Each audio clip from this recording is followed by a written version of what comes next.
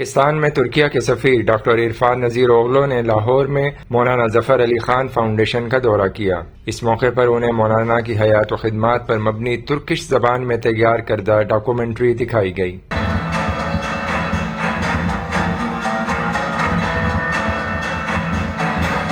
مولانا ظفر علی خان بر صغیر کے نامور صحافی، شاعر، سیاستدان اور تحریک آزادی کے مجاہد تھے۔ آپ کو بر صغیر میں اردو صحافت کا امام بھی کہا جاتا ہے۔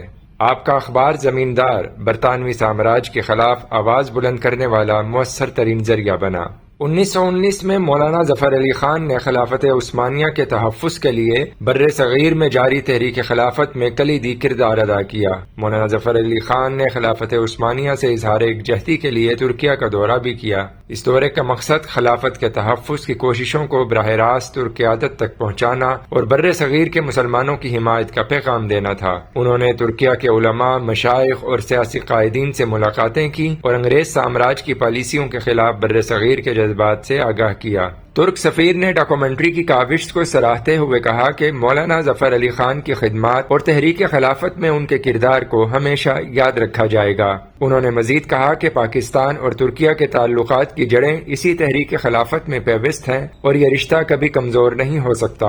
مولانا ظفر Ali Khan and others, they are our common heroes. Alhamdulillah, we have common heroes and they prepared this future for us.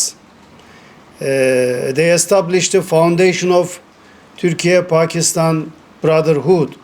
This is a very strong chain, alhamdulillah. It's like this. تقریب میں مولانا ظفر علی خان فاؤنڈیشن کے چیئرمین خالد Mahmood, senior صحافی مجیب الرحمان شامی، ایفٹا کے chairman کے علاوہ ترک جامعات سے فارغ التحصیل پاکستانی طلباء نے بھی شرکت کی۔